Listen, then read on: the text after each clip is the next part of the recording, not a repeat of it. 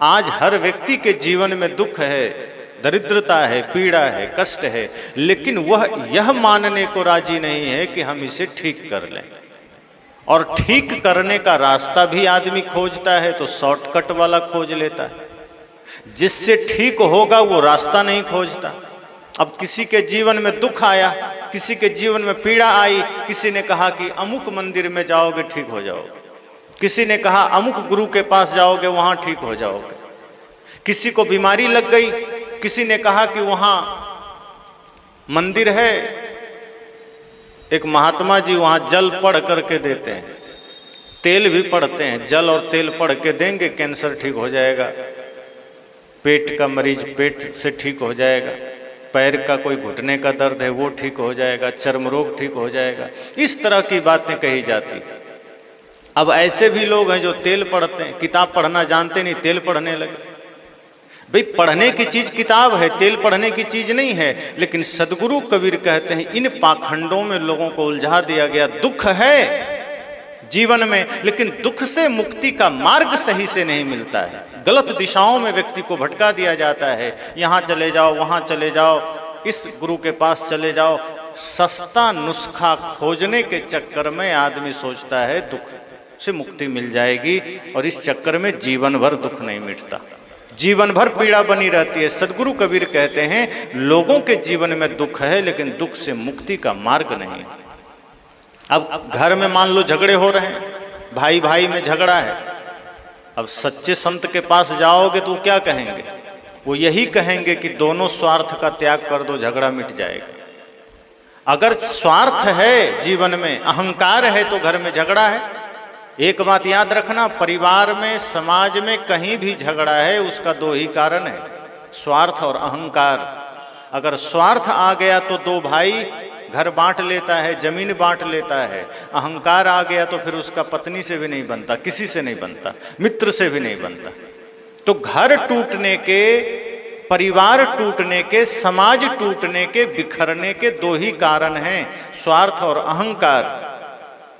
अब दो भाई के बीच में झगड़ा हुआ तो सच्चे संत कहेंगे कि तुम स्वार्थ को त्याग कर दो, आसक्ति का त्याग कर दो, लोभ का त्याग कर दो, प्रेम से रहो, त्याग में रहो, राम का जीवन जियो, भरत का जीवन जियो।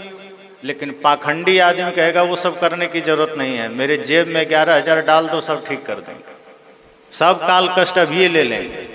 अब आदमी सोचता है तब तो बढ़िया बात है, कुछ करने की जरूरत नहीं है, भाई से प्रेम नहीं करना है, माता पिता का आदर नहीं करना है, बस गुरुजी को 11,000 दे देंगे, काम बन जाएगा।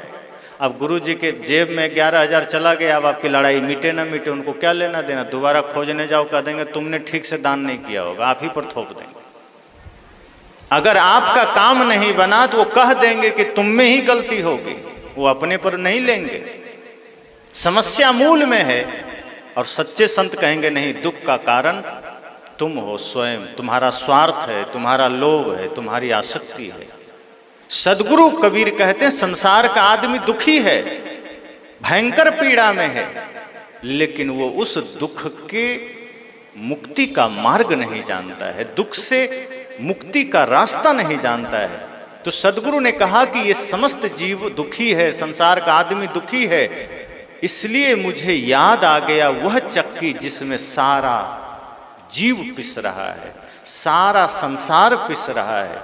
इसलिए रोना आ गया कि देखो ये चक्की में अनाज जाता है, पिस जाता है। ऐसे ही तो जन्म मृत्यु का पाठ है, जो जन्म लेता है वही मेरा तेरा छल कपट ईर्ष्या द्वेष लड़ाई झगड़ा परिवार संसार करके एक दिन कफन ओढ़ करके विश्राम कर जाता है। लेकर क्या जाता है? जन्म लेता है, थोड़ा सा बड़ा होता है, पढ़ता लिखता है, नौकरी किया, बिजनेस किया, व्यापार किया, कहीं काम किया, थोड़ा धन इकट्ठा किया, शादी विवाह किया, और लग जाता है वही शरीर संसार के प्रपंच में। कहा संसार इकट्ठा करते करते, संसार विस्तार करते करते एक दिन मृत्यु सामने खड़ी होती है, और फिर अंत में साथ यह शरीर भी नहीं देता, ऐसे ही कफन ओढ़ के विश्राम कर जाता है, मिलता कुछ नहीं।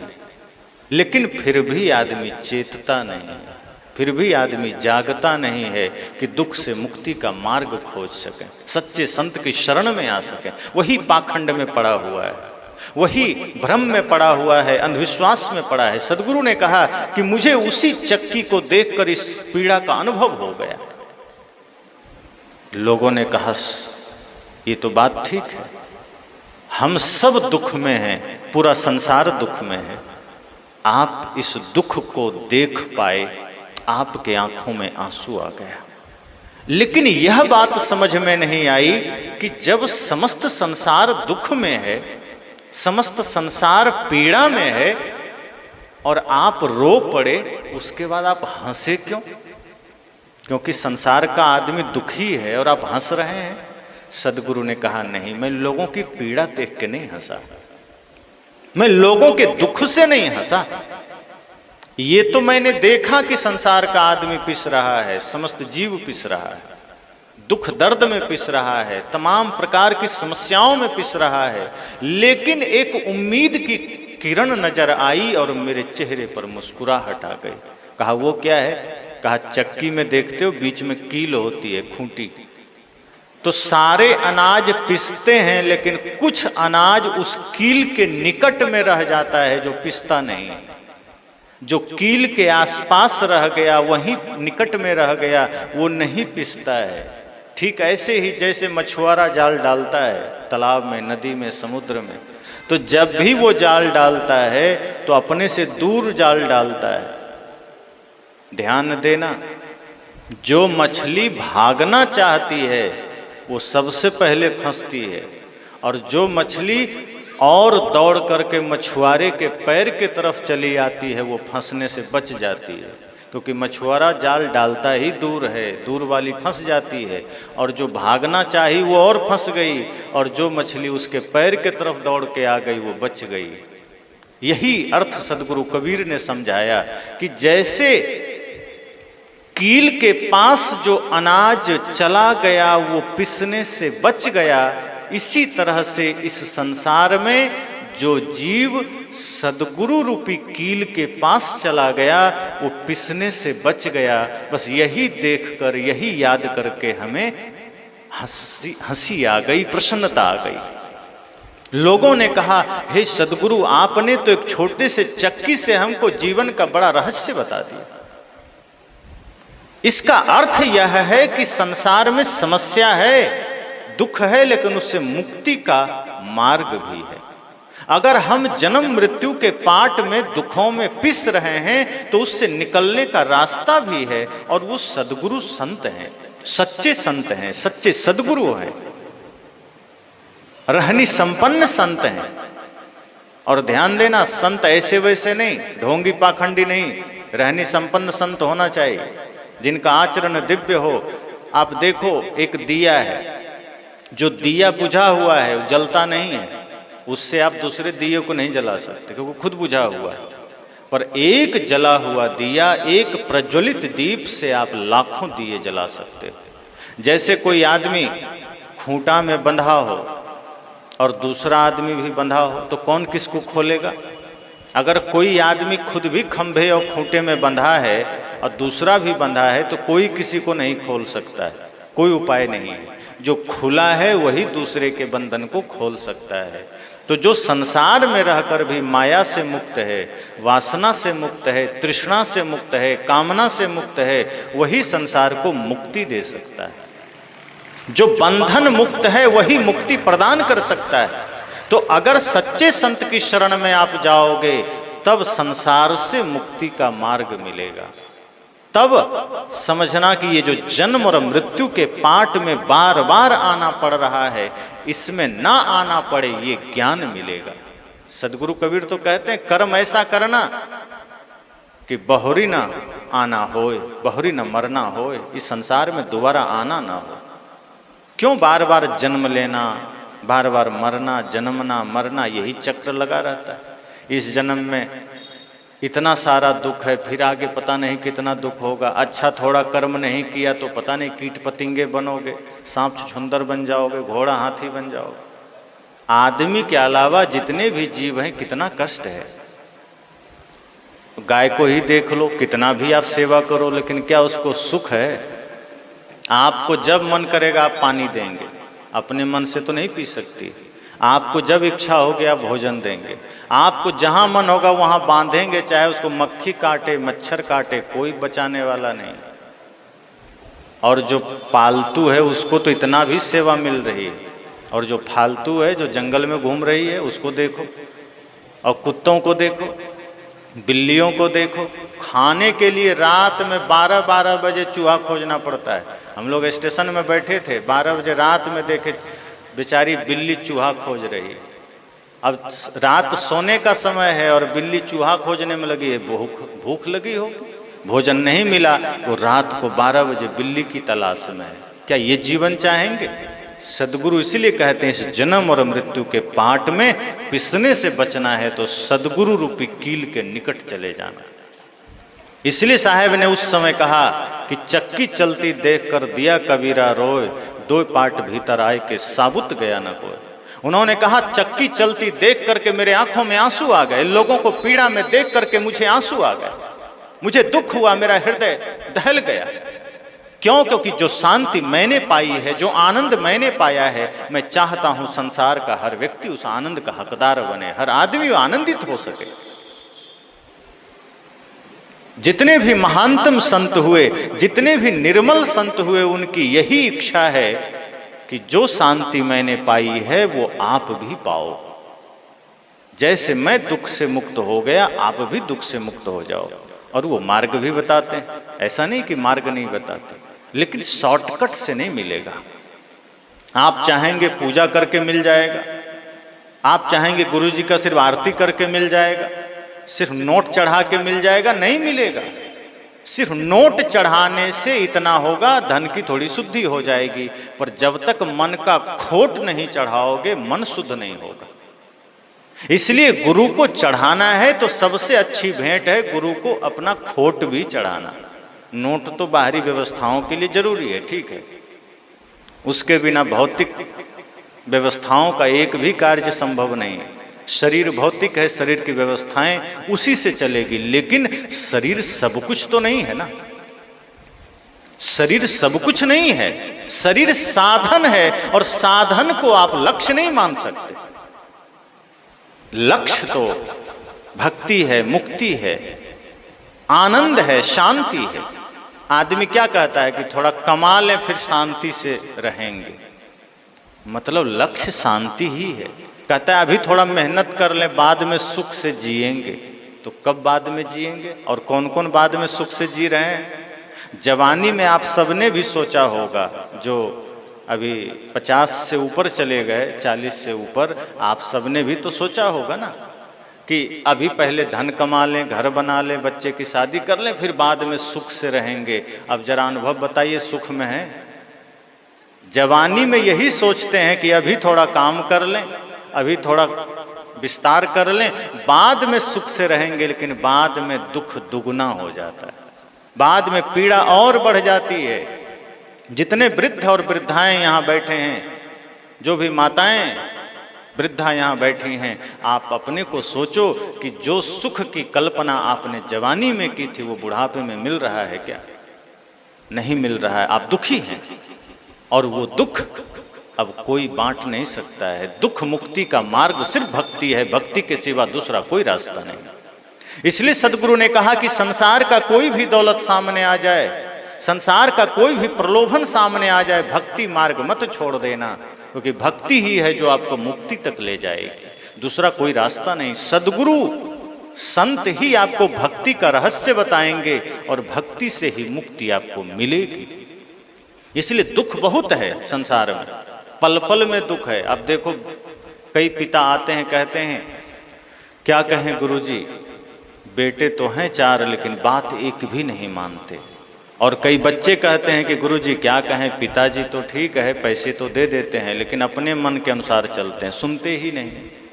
कई पत्नियां कहती है कि गुरुजी हमारे पति बात नहीं मानते, कई पति कहते हैं पत्नी बात नहीं मानती, कई सास कहती हैं कि बहू हमारे अनुकूल नहीं है, कई बहू कहती हैं सास अनुकूल नहीं है, कई मित्र कहते हैं मित्र अनुकूल नहीं है, कई पड़ोसी कहते हैं पड़ोसी अनुकूल नहीं है। यही तो दुख है, यही तो पीड़ा है। और समस्या यह भी है कि हम दूसरे को ठीक करना चाहते हैं। और यही गड़बड़ी हो जाती है। पिता सोचता है पहले पुत्र को समझा दूं, ठीक कर दूं, पुत्र सोचता है पिताजी को ठीक कर दूं, पत्नी सोचती है पति को समझा दूं, पति सोचता है पत्नी को समझा दूं, बड़ा भाई सोचता है छोटे भाई को समझा दूं, छोटा भाई सोचता है बड़े को समझा दूं, बहू सोचती है सास को समझा दूं, सास सोचती है बहू को, और कोई खुद समझने को राजी नहीं है। बस यही समस्या हो जाती है।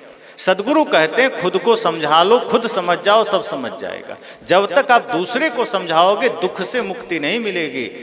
संसार में आप दूसरी चीजों के लिए समझा सकते हो, बाहर कुछ करना है तो दूसरे को बता सकते हो, समझा सकते हो, पर ध्यान देना अगर दुख से मुक्ति चाहते हो तो अपने को समझाओ और दूसरे में दोष मत देखो, किसी में बुराई मत देखो। अगर सुख से जीना है तो सबसे पहली बात, जब आंखें खुले तो समस्त सृष्टि में अच्छाई देखना, सुख का मंत्र है यह। सास हैं तो बहू में बुराई मत देखना, आप बहू हैं तो सास में बुराई मत देखना, आप माता पिता हैं पुत्र में बुराई मत देखना, पुत्र है तो माँ बाप में बुराई मत देखना। वो कोई बुरा है तो है, आप देखो मत। अगर आप बुराई देखते जाओगे तो एक दिन वो बुराई आपका भी जीवन में आ जाएगा, वो बुराई आपकी हो जाएगी। अगर आप किसी चोर को बार बार देखोगे, एक कहानी आप सब सुनते हैं ना कि एक साधु रहते थे और वहीं आसपास में एक वेश्या रहती थी। तो प्रतिदिन सुबह जब साधु उठें तो वेश्या पर नजर पड़े तो मन में सुबह उठते ही खिन्नता आ जाए कि कैसी पागल उल्टा स्त्री है, कितनी पागल चरित्रहीन स्त्री है, इसका दर्शन हो गया। ओह, एकदम पीड़ा में भर जाए। और जब वेश्या सुबह उठे साधु को देखे, कहे वाह क्या दिन है हमारा, बढ़िया संत का दर्शन हुआ है, साधु का दर्शन हुआ है। वो पवित्र भाव करे सुबह, भले ही उसका दिन खराब जाए, लेकिन साधु उठे तो वेश्या को देखकर मन को खिन्न कर ले, मन में पीड़ा भर ले, नफरत भर ले, घृणा भर ले, और वेश्या साधु को देख करके मन में प्रेम भर ले, निष्ठा भर ले, श्रद्धा सत्य भर ले। जब दोनों मरे और जब धर्मराज के पास गए तो धर्मराज ने कहा साधु को नरक में डाल दो, वेश्या को स्वर्ग में डाल दो। साधु ने कहा कि ये उल्टी गंगा यहाँ कब से बह गई, ऐसा तो नहीं कि कोई घूस उस दे दिया है। धर्मराज ने कहा ये सब तुम्हारे धरती में चलता है घूस, यहाँ घूस नहीं चलता, यहाँ कर्म के अनुसार फैसला होता है। तुम कितने बड़े नेता मंत्री साधु हो, यहाँ घूस नहीं चलता। कहा फिर आपने फैसला ही उल्टा दे दिया है, मैं साधु हूँ मुझे नरक भेज रहे हो, वो वेश्या है स्वर्ग भेज रहे हो। कहा तुम दुनिया के लिए साधु हो, ये दुनिया के लिए वेश्या है, लेकिन प्रतिदिन इसके मन में श्रद्धा का भाव था, प्रतिदिन इसने तुम्हारे लिए सही सोचा, सही देखा, इसके मन में सही चिंतन आया। लेकिन तुम साधु होकर भी प्रतिदिन घृणा में भरे रहे, प्रतिदिन ईर्ष्या में भरे रहे। तुम जो मन में भाव किए उसके अनुसार तुम्हारा कर्म बना और उसी के अनुसार तुम्हें नरक मिल रहा है। इसलिए संत कहते हैं कि जब आंखें खुले तो किसी में बुराई मत देख लेना। अगर कोई चोर भी है तो यह मत देखना, उसको घृणा से मत देखना, वो है वो जाने उसका कर्म, उसका मालिक वो खुद है। आप एक ही काम करो कि जब आंखें खुले तो सबकी गुण अपनी हमेशा गलतियां देखा करो। संत कहते हैं कि जब आंखें खोलो तो सबके गुणों को देखना, और जब आंखें बंद करो तो अपनी कमियों को देखना, अपने दोषों को देखना। हम उल्टा करते हैं, आंख बंद करते हैं तो अपने गुण को देखते हैं, हम कितने अच्छे हैं, और आंख खोलते हैं तो सबके कमियों को देखते हैं, वो बुरा है, वो बुरा है, वो बुरा है, बस यही हम करते हैं। सदगुरु ने कहा बुरा जो देखन मैं चला, बुरा न मिलिया कोई, और जो दिल खोजा आपना तो मुझसा बुरा न कोई। कहा संसार में जहां नजर ले जाओगे बुरा देखने के लिए तो बुरा नहीं मिलेगा। बुरा इसलिए मिलता है कि आपकी आंख बुरा देखना चाहती है। एक घटना मैं अक्सर सुनाता हूं ना कि कृष्ण जी ने दुर्योधन को भी भेजा और युधिष्ठिर को भी भेजा कि जाओ हस्तिनापुर के गलियों में और खोज लाओ अच्छे लोग। दुर्योधन को कहा कि जाओ कुछ अच्छे लोग को बुला लाओ। दुर्योधन पूरे गली गली खोजा, ढूंढा, थक गया, परेशान होकर लौटा, कहा कि हे कृष्ण, आप भी कैसे आदमी हो? किसी को लड़ने झगड़ने के लिए कहते, कुश्ती लड़ने के लिए कहते तो मैं कर लेता, गदा चलाने कहते कर लेता, ये कैसा काम दे दिया? एक एक गली खोजा हूं, एक भी अच्छा आदमी नहीं मिला। कृष्ण ने कहा कोई बात नहीं, जाओ आराम करो। युधिष्ठिर से कहा तुम भी जाओ। कहा कहाँ? कहा उसी हस्तिनापुर में जाओ जहाँ दुर्योधन गया था। कहा किस लिए? कहा जाओ और एक बुरा आदमी खोज कर ले आओ, कम से कम एक, ज़्यादा ना मिले तो एक तो ले आओ। युधिष्ठिर भी गली गली घूमा, मोहल्ले मोहल्ले गया, एक एक आदमी के पास गया, थक करके लौटा, कहा हे कृष्ण, आप कहाँ क्या काम दे दिए? मैं एक एक मोहल्ले में गया, एक एक लोगों के पास गया, एक भी बुरा आदमी नहीं मिला। अब जरा सोचिए, उसी नगर में, उसी गली में दुर्योधन भी गया था, एक भी बढ़िया आदमी नहीं मिला। उसी नगर में युधिष्ठिर गया था, एक भी बुरा आदमी नहीं मिला। अब इसका अर्थ क्या है कि जब दुर्योधन गया था तो सभी अच्छे आदमी शहर छोड़ दिए थे, और युधिष्ठिर गया तो सब बुरा आदमी शहर छोड़ दिया था। सब वहीं थे, न गली बदली थी, न मोहल्ला बदला था, न लोग बदले थे, बस देखने का तरीका बदल गया था। दुर्योधन गंदी दृष्टि लेकर गया था, एक भी अच्छा आदमी ना मिला। युधिष्ठिर पवित्र मन लेकर गया था, एक भी बुरा आदमी ना मिला। सृष्टि वही थी, लोग वही थे, गलियां वही थी, देखने का तरीका बदल गया। आपको किसी में बुराई नजर आ जाए तो इतना ही समझना कि वो आपकी दृष्टि का भ्रम है, वो आपके ही दोष हैं, वो दूसरा आदमी बुरा नहीं है। क्योंकि आदमी की सबसे बड़ी कमी यही है कि वो दूसरों में दोष देखता है। कहा जाता है ना कि आदमी एक बार चांद को देखा, कहा है तो बढ़िया लेकिन फिर भी दाग है, ये दाग ना होता तो बड़ा अच्छा होता, चांद में दाग है। फिर कोयल को देखा आदमी, कहा कोयल है तो बढ़िया लेकिन काला ना होता तो बढ़िया होता। समुद्र को देखा, कहा सब कुछ ठीक है पर जल खारा ना होता तो बड़ा अच्छा होता। सबने मिलकर आदमी से कहा और तुम में दोष देखने की दृष्टि ना होती तो अच्छा होता, क्योंकि तुम सब में दोष ही देखते हो, अच्छाई देखते नहीं। अपने दोषों को देखो, और सच तो यह है कि जब अपने दोषों को देखोगे ठीक कर लोगे, दूसरों के दोषों को देखोगे ठीक भी नहीं कर सकते, मन बुरा भी हो जाएगा। सदगुरु ने कहा दुख का कारण यह है कि हम दूसरे के दोषों को देखते हैं, दुख का कारण यह है कि हम दूसरे को ठीक करना चाहते हैं।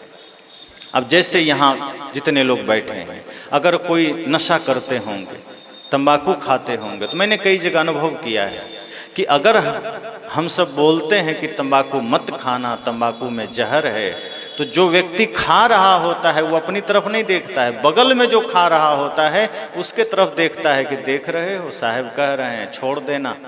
वो ये नहीं कह रहा है कि हम खा रहे हैं हम छोड़ देंगे, वो दूसरे से कहता है कि तुम खाते हो ना छोड़ देना। मतलब उसको ये ख्याल नहीं कि हम भी खाते हैं, हमें छोड़ देना है। आदमी सत्संग में भी दूसरे की तरफ इशारा करता है। जैसे कोई शराब पी रहा है तो कई बार नजर मिलाता है तुम पीते हो छोड़ देना। अब वो खुद चुपके से पीता है, उसको ध्यान नहीं कि हम भी पीते हैं। तो हम अपनी गलतियों की जिम्मेदारी नहीं लेते, हम दूसरे की ले लेते हैं। संत कहते हैं दुख से मुक्ति चाहते हो तो अपनी गलतियों को ठीक करना, अपने दोषों को ठीक करना। अकेले में जब बैठिए, आंखें बंद करिए तो चिंतन करिए। मैंने कल भी कहा था, परसों भी कहा था कि चिंतन करिए। आंखें बंद करके पहले एक तरफ से अपने दोषों को देखिए। लेकिन आदमी करता उल्टा है, आंख बंद करता है तो पड़ोसी का दोष देखता है कि कौन कैसा है। अभी हर आदमी के पास इतना डिटेल है कि वो दूसरे पड़ोसी का सब कुछ बता देगा जितना पड़ोसी खुद नहीं जानता होगा, इतना आदमी जानता है। अब एक आदमी चौराहे में बैठ करके और सुबह और शाम में जितनी भी गाय निकलती थी वो सब का लिस्ट बनाता था। बैठ गया था कॉपी लेकर, और ये गाय अमुक आदमी का है, ये अमुक आदमी का है, ये गाय 5 लीटर दूध देती है, ये 2 लीटर दूध देती है। सुबह शाम पूरा रजिस्टर भर दे।